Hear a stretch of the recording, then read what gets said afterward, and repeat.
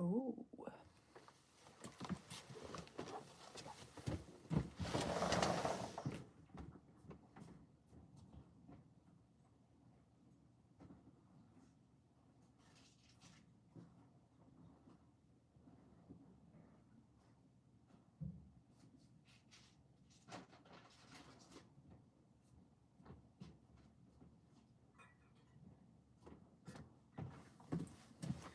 A husband of mine took my Tylenol away and didn't put it back.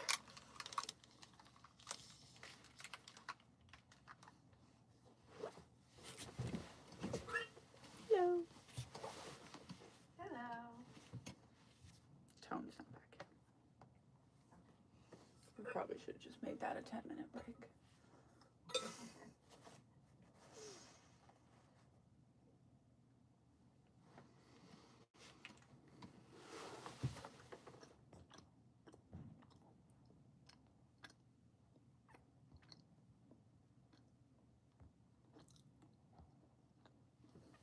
No messages.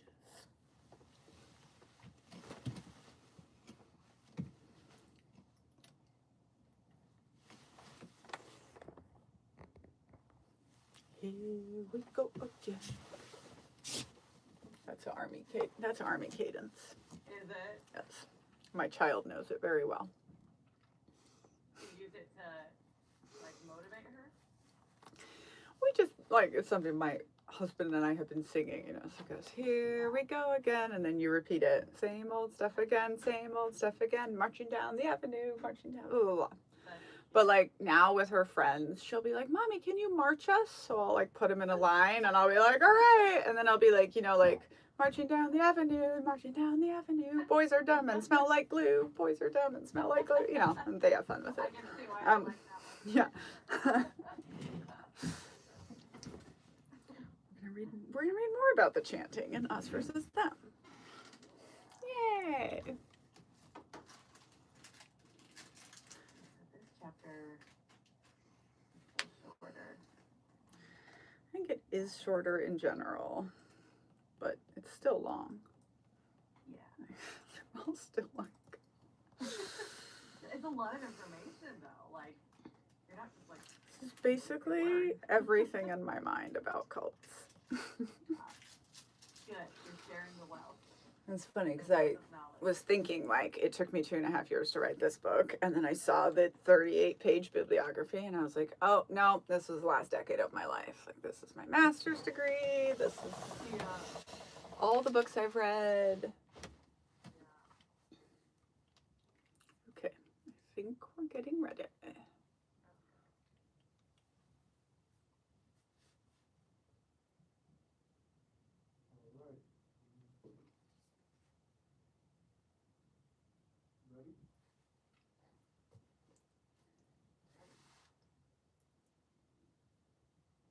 Chapter 7, Us versus Them Mentality.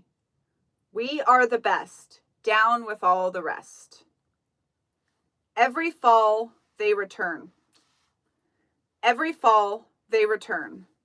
Young, eager, and easily molded. They arrive in droves, drawn by promises of belonging, status, and power. To the outside world, it all seems innocent enough. Smiling faces, coordinated outfits, a series of strange but harmless rituals. But beneath the polished surface, a series of strange but seemingly harmless rituals. But beneath the polished surface lies something far older, far darker. The initiation is brutal. They are broken down, tested, made to prove their devotion through suffering. Some will be publicly humiliated. Others will be pushed to their limits, in both mind and body, in a desperate bid to be deemed worthy.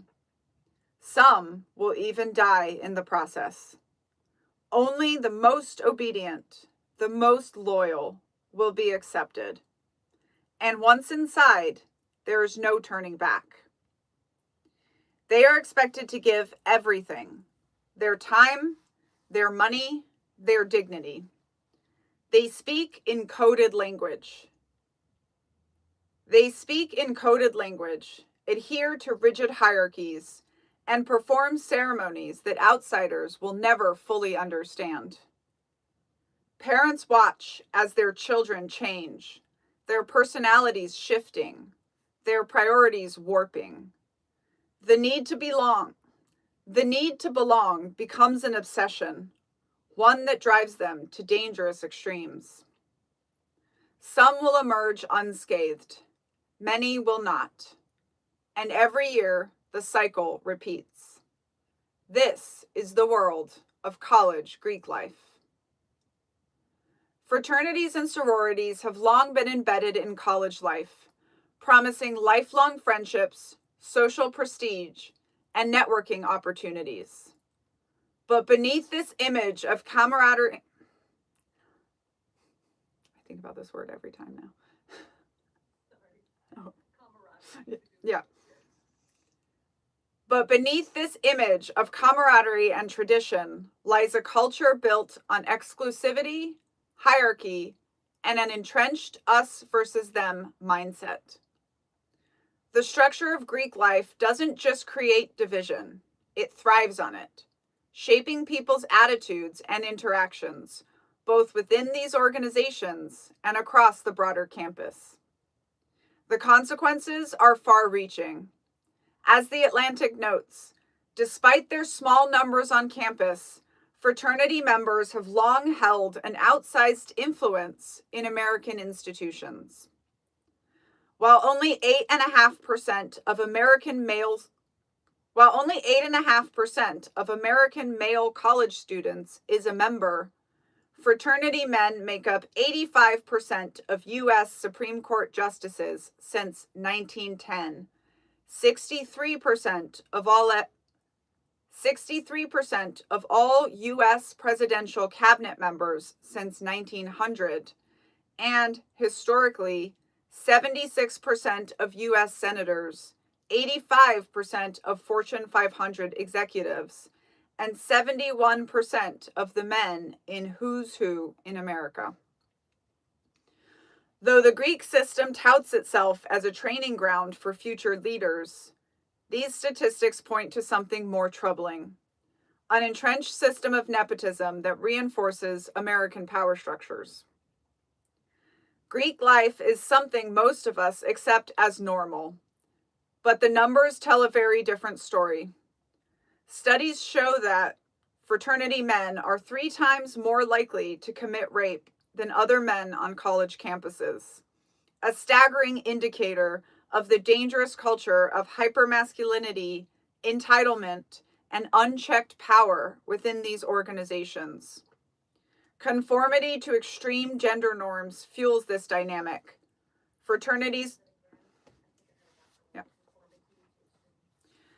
Conformity to extreme gender norms fuels this dynamic.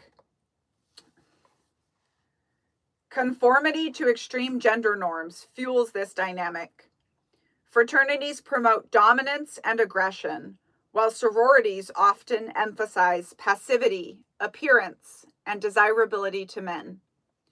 The result is a system that perpetuates sexism, objectification, and internalized misogyny, shaping how both men and women perceive themselves and each other. Excessive drinking, especially in fraternity settings where men control the environment, blurs boundaries around consent and increases risks of sexual assault. Sorority women are especially vulnerable. One study found that sorority women at a mid-sized university reported being sexually assaulted at a rate 4 times higher than their non-sorority peers. Studies consistently link fraternity membership with rape-supportive attitudes and predatory behavior, which are sustained by traditions, secret rituals, peer reinforcement, and protection from accountability. Greek organizations foster an us versus them mentality through exclusivity, secrecy, and rigid group loyalty. Their selective recruitment process draws a sharp line between insiders and outsiders. Those who receive bids are welcomed into a tight-knit circle, and others are dismissed as irrelevant. The exclusivity of this divide is reinforced through hazing rituals that push obedience via silence and submission. Fraternity hazing is indoctrination, a controlled trial by fire meant to prove your worth and build dependence and loyalty among frat brothers. Though hazing is illegal in most states, it's no secret that it continues.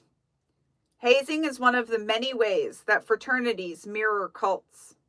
Exclusivity and suffering are spun into pride, belonging, and unquestioning obedience.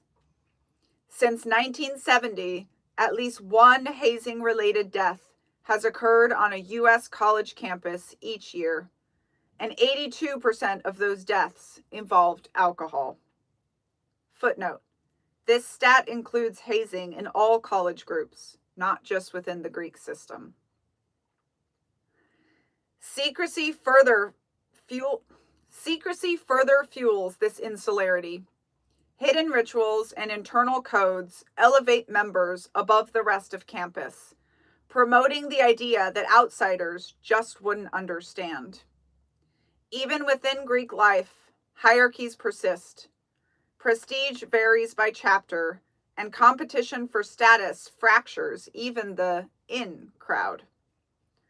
Greek organizations also dominate campus social life, controlling access to events and reinforcing a social order where belonging grants privilege and exclusion signals inferiority. These realities have sparked backlash. In 2020, the Abolish Greek Life movement emerged on campuses across America, calling for an end to the misogyny, racism, and homophobia of fraternity and sorority culture.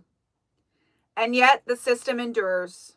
Large numbers of students continue to pledge each year, and around 750,000 undergraduates registered as members as of early 2025.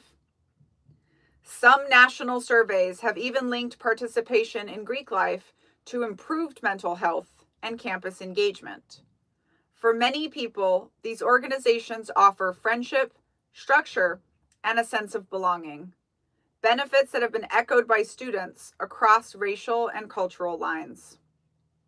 Greek life can be transformative, for better or worse. That duality is what makes it so deeply rooted and so difficult to reckon with. The line between camaraderie and coercion can blur quickly. What starts as a tight-knit community sometimes shifts into something more controlling, dictating who you spend time with, what you wear, even how you think. The pressure to conform can be intense, and for those who push back, the social consequences can be isolating. Which begs the question, why would anyone choose to be them when they could be part of us?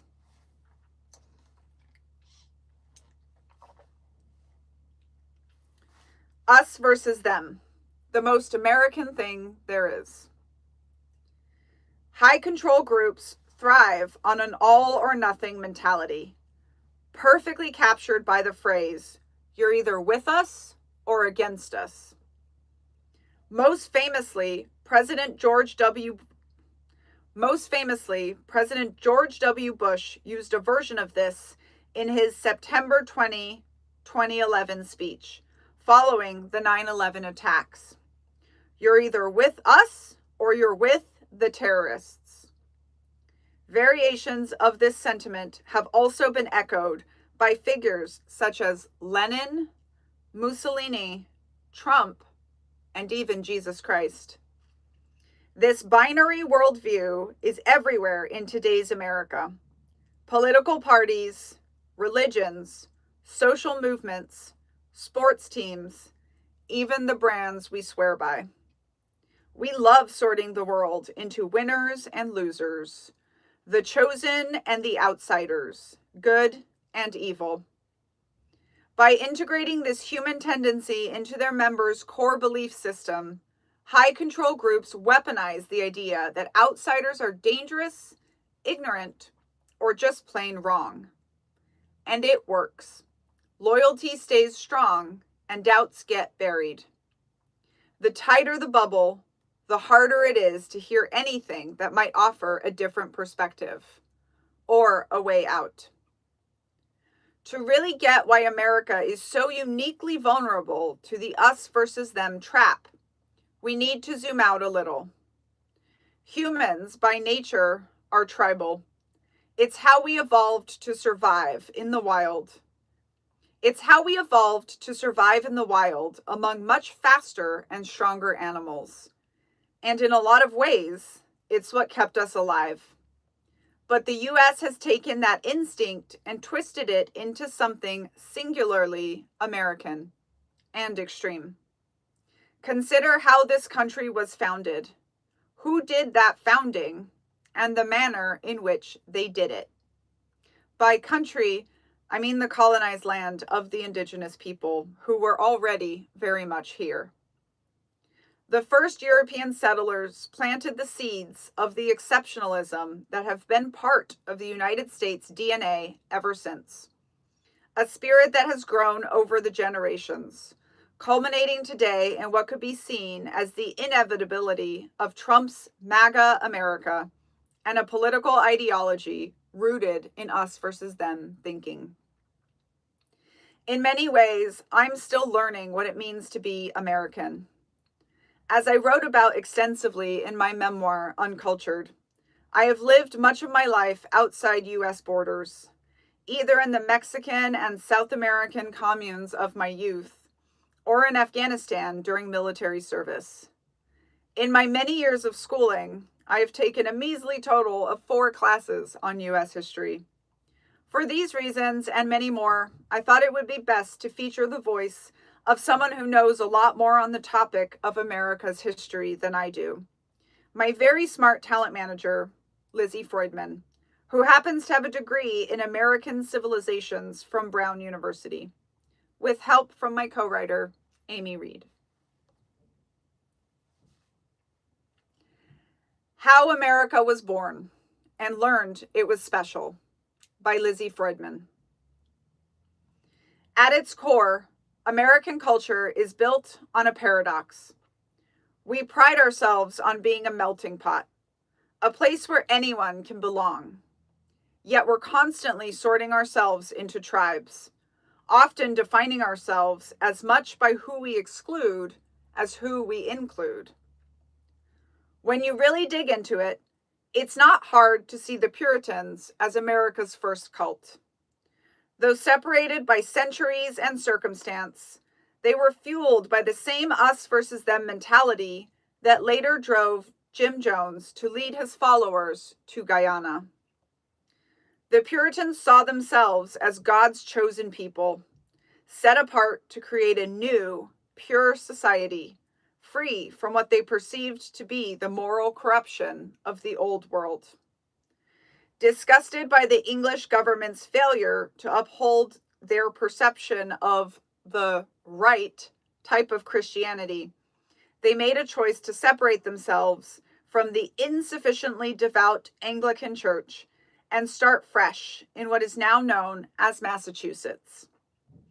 As with Jonestown, the leaders fostered a mindset that made it easy for followers to dismiss, distrust, or outright demonize anyone who wasn't part of their group. They believed they had a divine mission to separate themselves from those who didn't share their strict religious beliefs, because anyone outside their circle was spiritually inferior or even damned. Although many people use the terms Puritans and Pilgrims interchangeably, they actually refer to 2 distinct groups of settlers. It was the Pilgrims who landed on Plymouth Rock in 1620 and feature in the first Thanksgiving story, with all its questionable historical detail.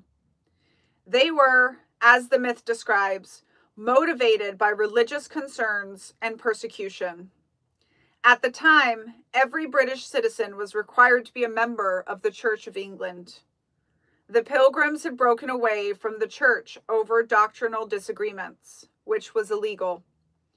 The only way to safely live according to their beliefs was to leave.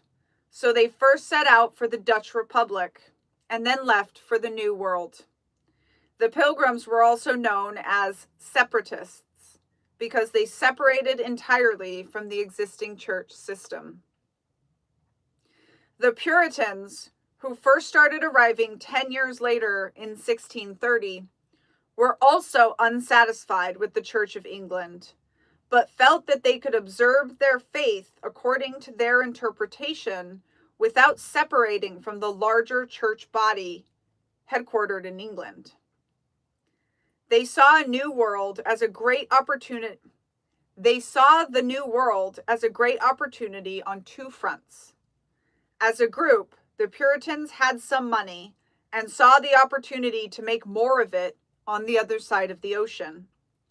They also believed that by living according to the true church doctrine, they could change the Church of England from within.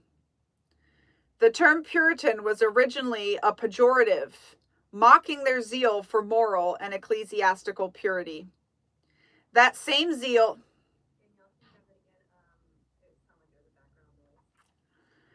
The term Puritan was originally a pejorative, mocking their zeal for moral and ecclesiastical purity. That same zeal fueled some of the nation's darkest moments, one of the most infamous being the Salem witch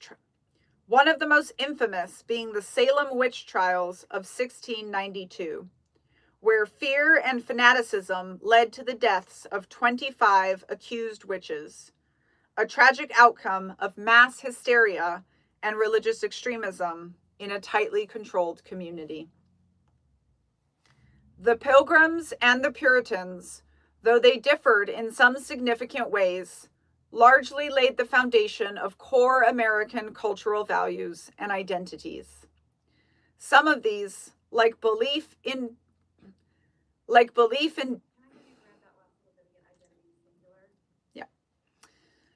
largely laid the foundation of core American cultural values and identity. Some of these, like belief in democratically elected government and public education, most everyone can agree are positive. But others are a little murkier. Both groups believed deeply in their moral mission, a sense of divine purpose that helped shape the later doctrine of American exceptionalism, the belief that the United States is uniquely destined to lead or redeem the world. This has had countless ramifications over the years, from the manifest destiny that fueled westward expansion and the genocide of Native Americans, to contemporary global policy that assumes we are number one in all things. Also inherited from the Pilgrims and Puritans was their hallmark individualism, which fueled the growth of capitalism, the celebration of entrepreneurs and the self-made man, and, at times, an almost pathological devotion to individual rights. And of course, there are the Protestant work ethic and the myth of the American dream. The Protestant work ethic and the American dream. Most Americans in 2025 might not distinguish between Pilgrims and Puritans, but they can likely recount the core message. The first European settlers in the New World faced immense hardship, yet survived through hard work, with or without the help of Native Americans, strong community, and a commitment to the greater good, passing down their values of self-sacrifice and perseverance. The themes of hard work and self-sacrifice in this origin story are praised as both virtuous and practical, part of the broader ethos of the Protestant work ethic that is deeply ingrained in American identity. This framework defines a good life as one centered on diligence, discipline, and frugality. On the surface, this might seem paradoxical. After all, Protestants, particularly Puritans, believed in predestination, the idea that God had already chosen the saved and the damned. Yet if one's fate was predetermined, why toil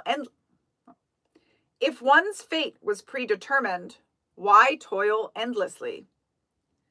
Yet Puritans held that hard work and self-sacrifice were essential for good stewardship of their earthly communities.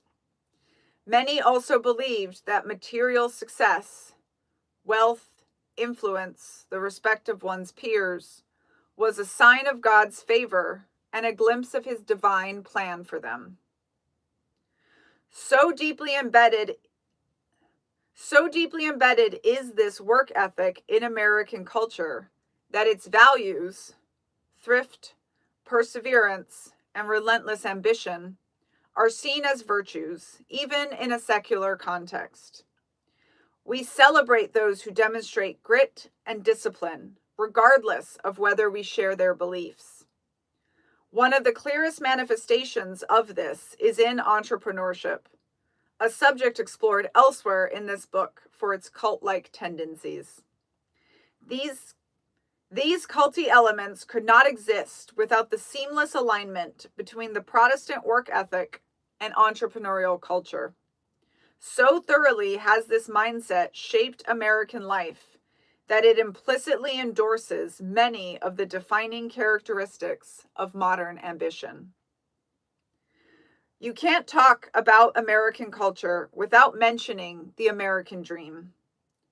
Over the roughly 250 years since the country's founding, the dream has evolved, sometimes emphasizing freedom, sometimes prosperity, but it has never disappeared.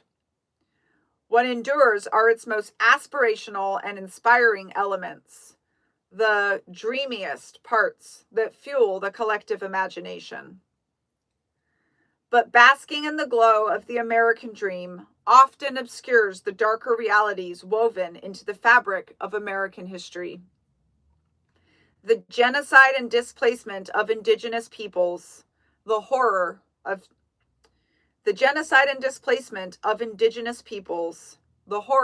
of chattel slavery, these are not footnotes, but central to the story of how the American dream was built. Yet they fade into the background when the dream takes center stage. This cognitive dissonance, celebrating the greatness of our nation while ignoring its true history, is also central to the myth of the American dream and a core ideological tenet of Trump's promise to make America great again. So what is this dream exactly? The term American dream was coined by James Truslow Adams in his 1931 book, The Epic of America. He described it as a dream of social order in which each man and each woman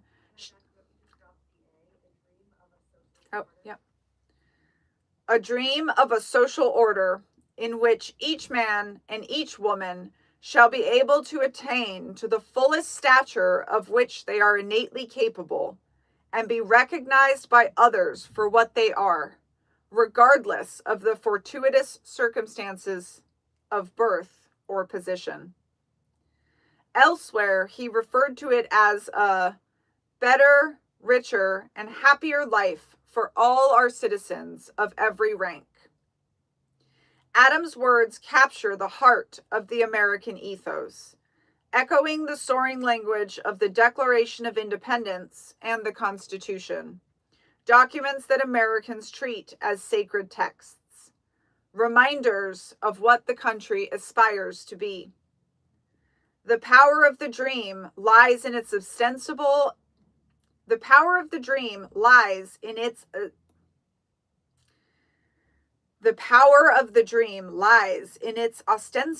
inclusivity. The idea that anyone, regardless of background, can rise and thrive. By 1776, the American dream had already taken root.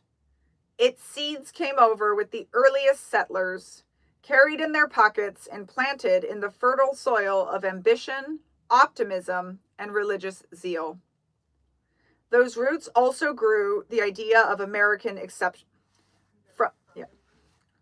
From those roots also grew the idea of American exceptionalism, a concept often invoked to justify national actions, noble or otherwise. While the American dream centers on the limitless potential of each individual, immigrant, colonist, or citizen, American exceptionalism speaks to the supposed uniqueness and destiny of the nation itself. Whether or not one believes in predestination, the Protestant work ethic continues to shape American culture and fuel the myth of the American dream. So deeply embedded is this ethic that it has been repackaged and repurposed across countless contexts, especially in business. It serves as a thought-stopping cliche to obscure systemic inequality with feel-good narratives of self-reliance. Entrepreneurs who bootstrap their ideas are celebrated for their scrappiness. We admire their grit, applauding their willingness to sacrifice today for the promise of success tomorrow. Yet we rarely interrogate the systems that enable certain people to bootstrap in the first place. Access to credit, family support networks, higher education, mentorship, and a media environment eager to elevate stories that fit a familiar mold, often featuring white male founders. It's worth pausing to examine the phrase, pulling yourself up by your bootstraps. It began as a joke, literally. In the 19th century, it described something absurd or impossible, like lifting yourself off the ground by tugging at your own boots. Like lifting yourself off the ground by tugging at your own shoes. But over time, America turned this sarcastic metaphor into a badge of honor, a rallying cry for the self-made. Today, bootstrapping is everywhere. From startups launched without outside funding to computers initiating their own startup sequence. It embodies the myth of self-reliance, the belief that with hard work alone, one can create something out of nothing. But like many enduring myths, it glosses over reality. Even the most successful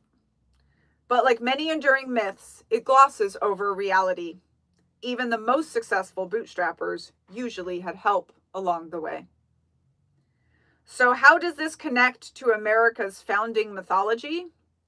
Precisely because the story has been simplified over time, it resonates. It reinforces itself through systems that seem to confirm its truth and sustainability. The outline is familiar. 1. A group of visionaries, driven by righteous indignation, left the old world in search of something better. 2. Upon arriving in the new world, they toiled, struggled, and sacrificed to bring their vision to life. 3. In doing so, they created a unique and exceptional society where anyone can succeed if they follow the same formula. This, in essence, is the American dream. Its details shift, but the core message remains. Hard work powers excellence, and America rewards strivers with success, be it fame, fortune, or respect. America's founding mythology draws from both Pilgrim and Puritan legacies. The Pilgrims had the audacity to break from the establishment and create a new world rooted in their ideals. Contemporary Americans often admire that courage and shared vision. The Puritans, on the other hand, sought to purify rather than leave, distinguishing themselves from the morally impure and seizing the economic opportunities that came with doing so.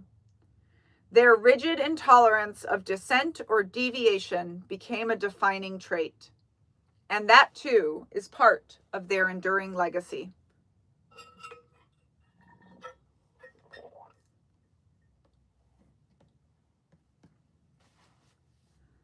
The legacy of slavery and cognitive dissonance. In 1607, a ship of colonists arrived in what is now known as Virginia. Unlike their northern counterparts, these settlers had no ideological reasons for coming to the New World. They were drawn purely by economic opportunity. The Jamestown colony, named for King James I, was essentially a business venture operated by the Virginia Company. Yes. Named for King James I, was essentially a business venture operated by the Virginia Company, with its labor producing goods for export to England.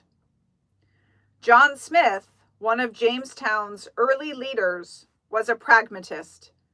While he lacked the religious fervor of the Pilgrims or Puritans, he shared their belief in hard work. Jamestown settlers, mostly men and boys, had varying levels of commitment, and Smith quickly grew frustrated with those unwilling to contribute.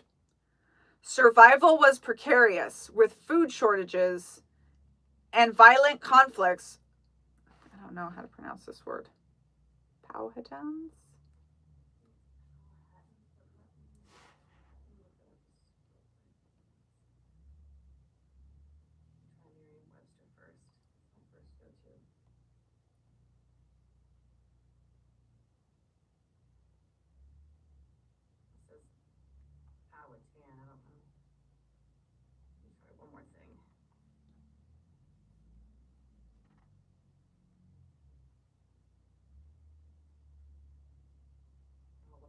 History videos where people talk about it. He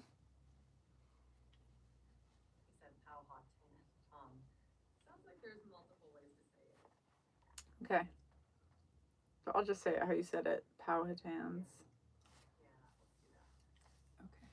that. Okay. Survival was precarious, with food shortages and violent conflicts with the Powhatans. So Smith imposed a strict rule. If you don't work, you don't eat. This policy had the intended effect. Death rates declined, Jamestown's infrastructure improved, and goods were finally sent back to England.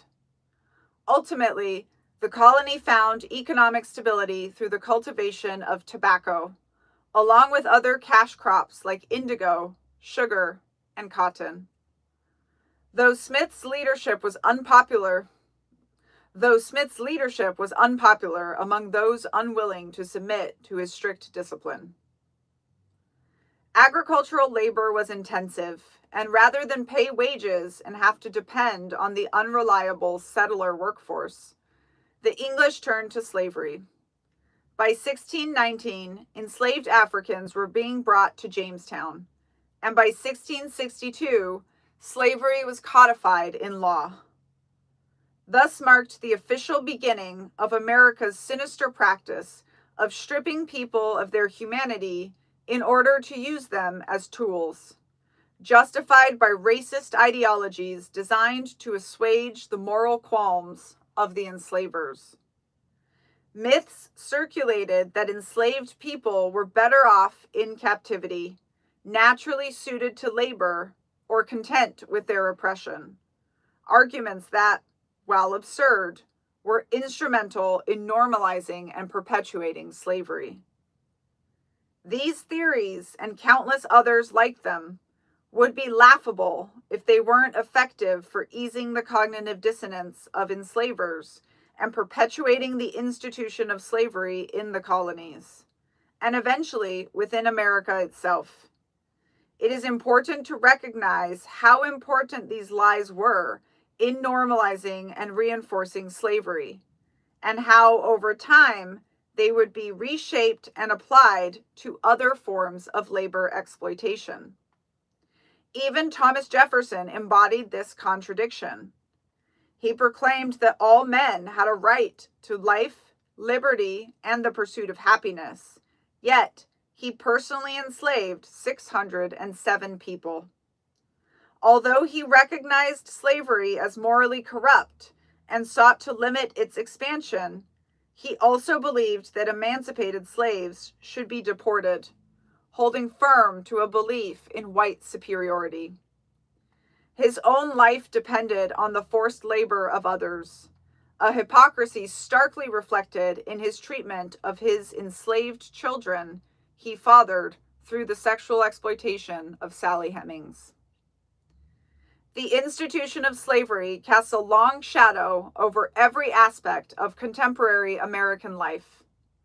The legacy of white supremacy remains deeply entrenched, gripping our institutions, shaping our collective subconscious, and influencing the conscious beliefs of many today.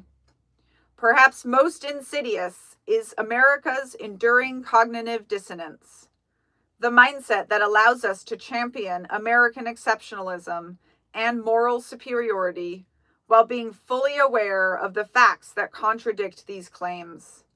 Slavery, the genocide of Native Americans, Japanese internment, one of the highest incarceration rates in the world, and the most mass shootings of any nation on earth. The list goes on. This ability to hold conflicting realities, coupled with a culture of us versus them thinking, makes Americans particularly susceptible to cult-like ideologies.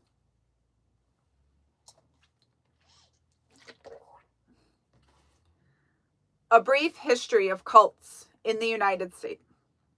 A brief history of cults in the U.S. Cults are deeply rooted in American culture. From the moment Europeans set foot on this land, they were forming high-control separatist groups. The Pilgrims and the Puritans fled religious persecution only to turn around and enforce their own brand of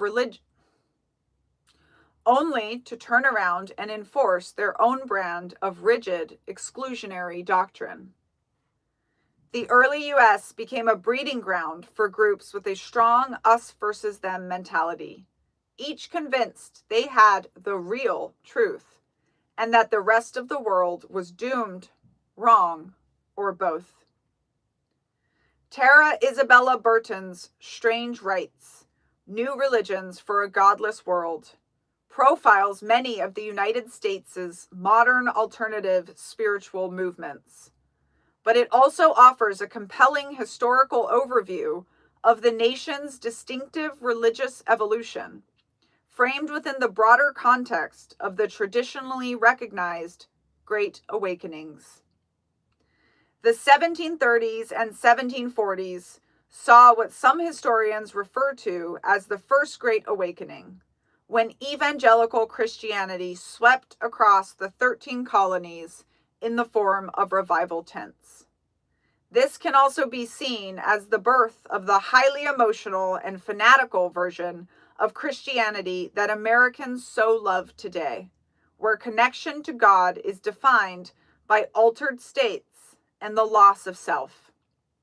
People rejected the rationalism of the Enlightenment Unitarians and deists in favor of emotional preaching and an intense personal experience of the Holy Spirit. By the early 19th century, religious experimentation was everywhere. The evangelical Christian movement spread even further during this Second Great Awakening, accompanied by the growth of new denominations like Methodists and Baptists, and a growing number of fringe offshoots, such as the egalitarian and celibate, hence their demise, Shaker movement, as well as the polyamorous Oneida community. Inspired by the revivals of his youth, Joseph Smith claimed to receive divine visions, publishing the Book of Mormon in 1830 and starting the Church of Jesus Christ of Latter-day Saints. Yeah. Publishing the Book of Mormon in 1830 and starting the Church of Jesus Christ of Latter-day Saints.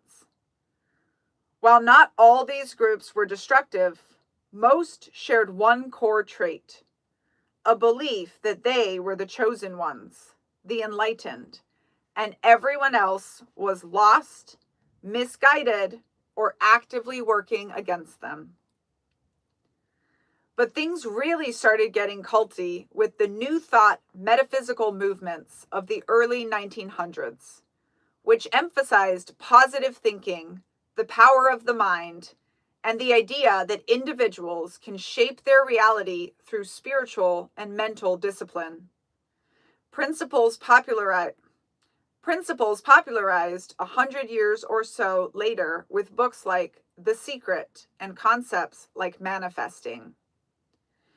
Emerging from transcendentalism, the New Thought movement was loosely Christian and encompassed a diverse and highly individualistic hodgepodge of groups and leaders, from the spiritual healing of Christian Science to the occultism of Theosophy, to the channeling and seances of spiritualism, as well as a growing interest in Eastern spiritual traditions.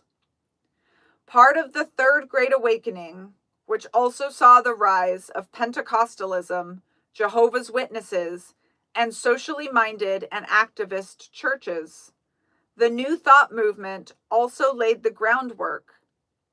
The New Thought movement laid the groundwork for what we now think of as New Age or alternative spirituality, and perhaps the most quintessentially American contribution to Christianity of all, the prosperity gospel.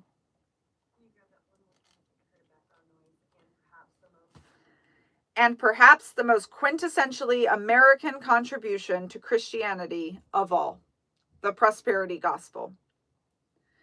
The prosperity gospel is a decidedly American invention. Heavily influenced by the New Thought movement, it teaches that faith, positive thinking, and financial giving lead to material wealth and success.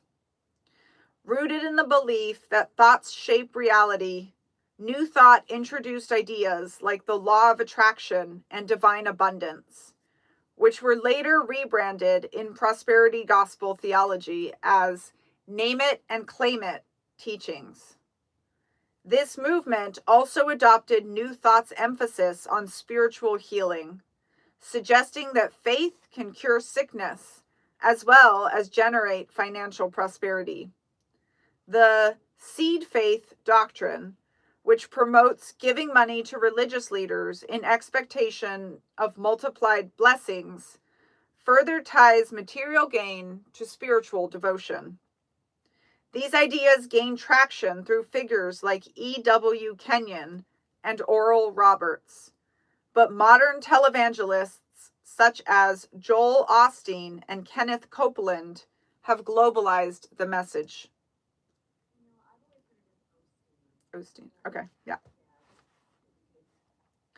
But modern televangelists such as Joel Osteen and Kenneth Copeland have globalized the message. The prosperity gospel is the height of cognitive dissonance, distorting core Christian teachings like humility, self-sacrifice, and the dangers of wealth, reducing faith to a formula for financial success, and implying that poverty or illness results from a lack of belief. Believers in the prosperity gospel conveniently overlook the very clear warnings in the Bible about leaders who exploit religion for personal gain. Instead, they follow preachers who accumulate wealth while promising material blessings to followers, fitting the very description of those St. Paul cautioned against. In contemporary American culture, prosperity theology fuels megachurches and televangelism. Preachers get rich while burdening followers with unrealistic promises of wealth in exchange for faith and financial contributions. While the First and Second Great Awakenings are widely recognized by historians, the Third, and particularly the Fourth, are less universally accepted and remain subjects of debate. The Fourth Great Awakening typically refers to a period of social and cultural upheaval in the U.S. during the late 1960s through the 1970s, which saw the rise of fringe new religious movements at the same time that evangelical Christianity was regaining influence, which shaped political realignments and sparked debates over what economic historian Robert Fogel described as spiritual inequality.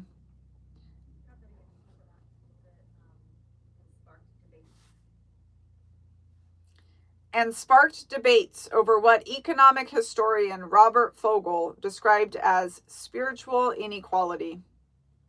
This period also marked the beginning of what we now think of as culture wars and the religious right. When it comes to cults, this is usually the era most people think of.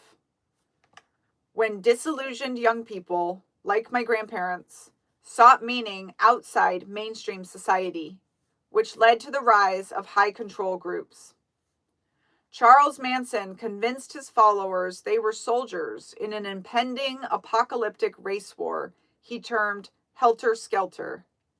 The Children of God rebranded Christianity with a focus on love and salvation, but their practices included exploitation and abuse. Synanon began as a well-meaning drug rehab program, but spiraled into a violent and authoritarian empire, leaving a lasting impact on 12-step and other recovery communities that can be felt to this day. Despite many high-profile exposés of its abuses,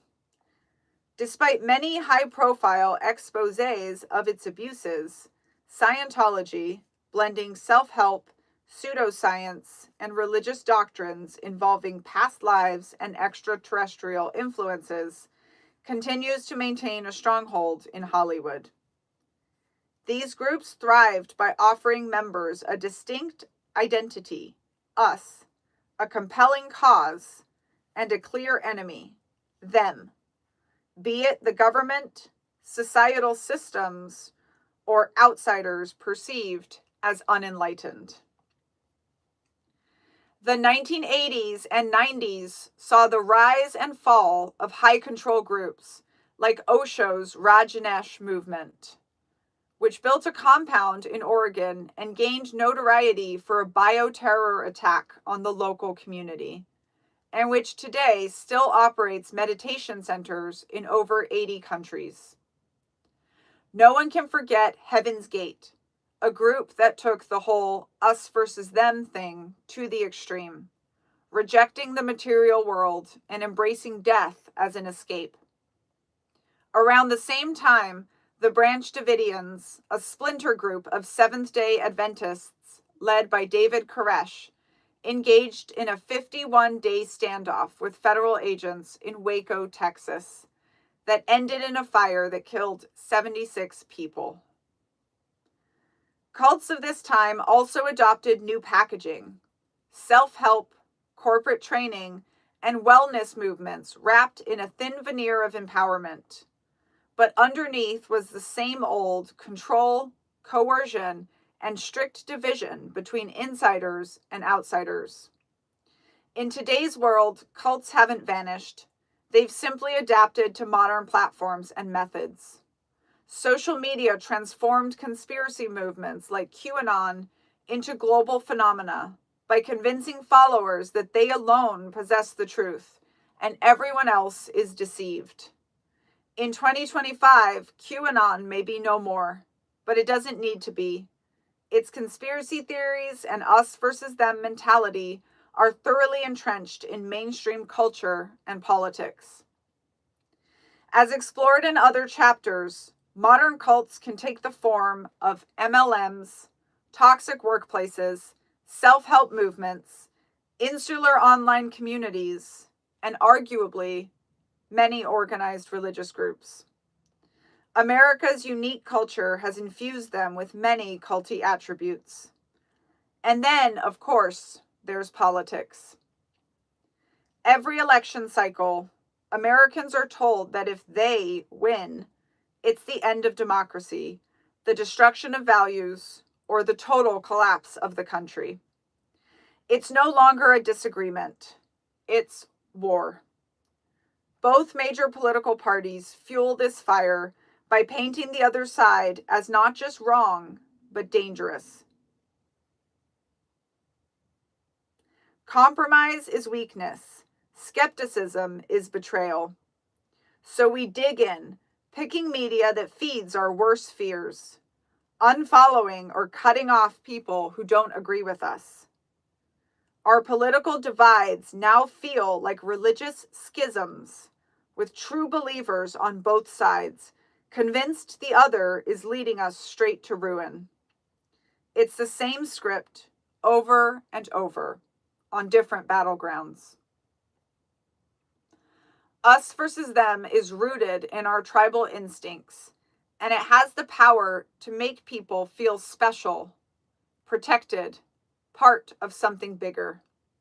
And it works over and over again in every kind of group imaginable. But the moment you stop and ask, who benefits from this division? That's when you might finally see the game for what it is.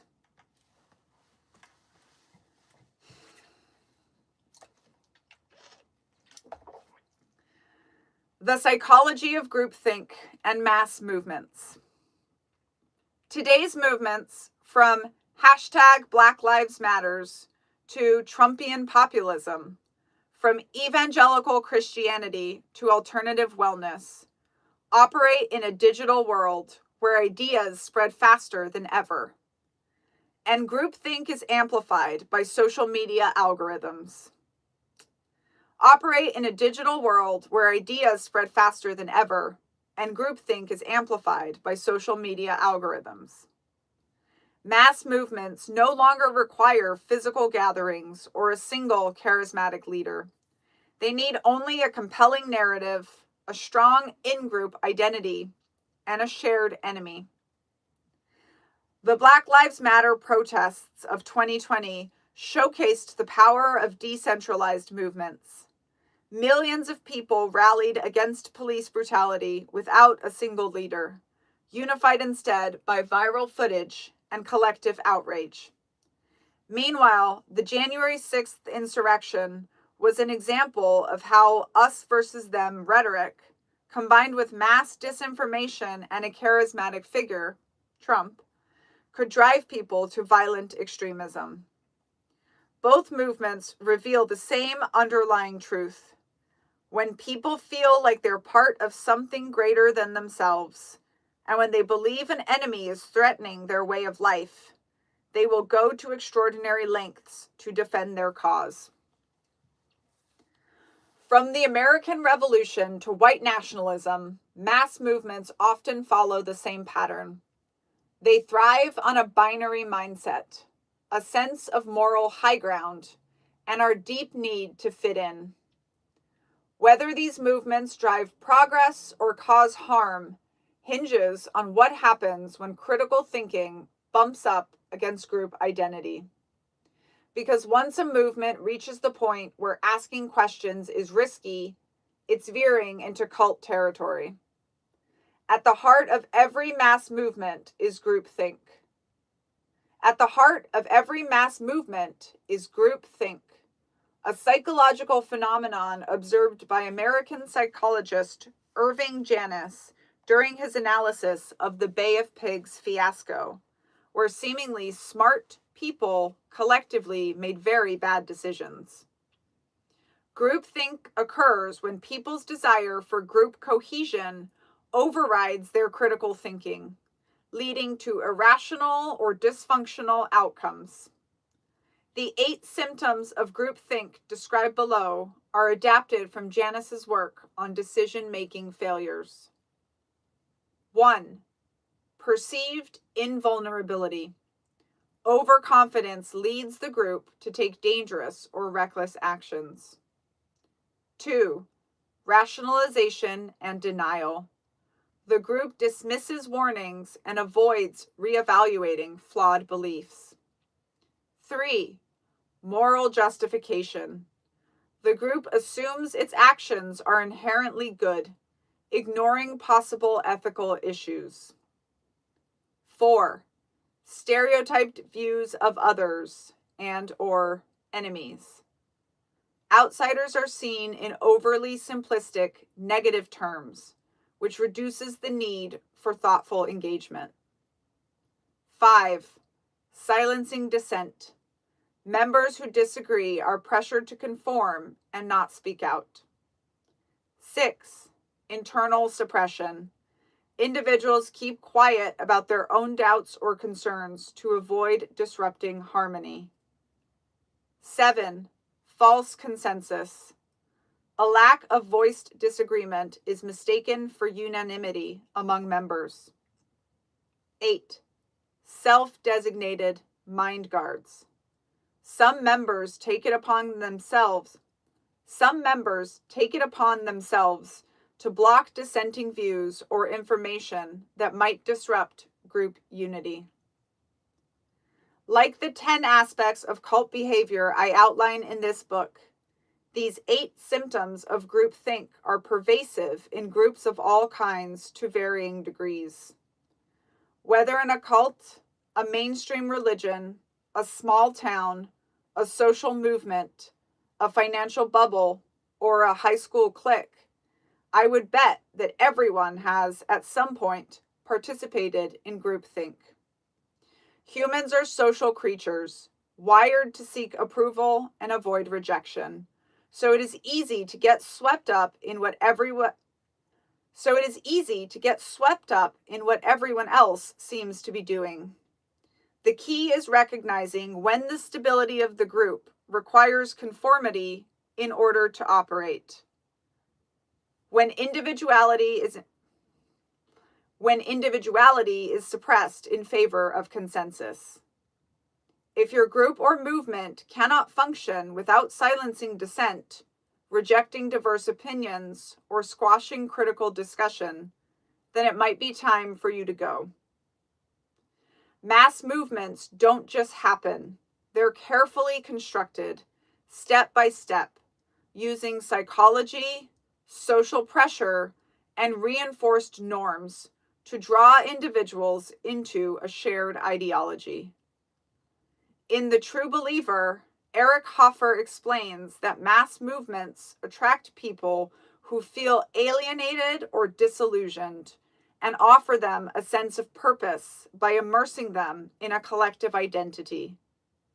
Loyalty and exclusivity can then be weaponized, whether through social proof, authority pressure, or scarcity tactics, as people are subtly manipulated into aligning more closely with the group. Even the most well-intentioned political and social movements exploit us versus them rhetoric to deepen divisions, making people more loyal to their side while vilifying the opposition. Radicalization is not limited to cults or extremist cells. In Dying to Win, the strategic logic of suicide terrorism, political scientist Robert Pape shows us that us versus them narratives serve ideological purposes, but also fuel extreme loyalty. When people believe their group faces an existential threat, they may defend it with actions they once found unimaginable. This shift isn't about intelligence, morality, or even ideology. It's rooted in human psychology. The more we understand how movements shape identity, enforce norms, and weaponize our values, the better we can recognize the warning signs before we're in too deep to turn back. A movement becomes a high control group when the us identity requires the loss of personal identity. High control groups want more than your agreement. They want your entire sense of self to be indistinguishable from the collective. Because once your identity is fully tied to the group, you'll do whatever it takes to maintain your place within it. And that's where the real exploitation begins, with your labor. And ultimately, your ability to work is really what a cult is after.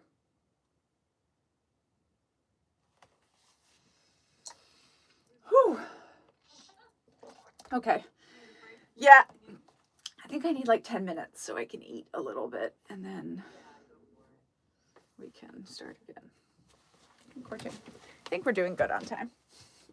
Okay, 31. Okay, so 140. Okay, thank you.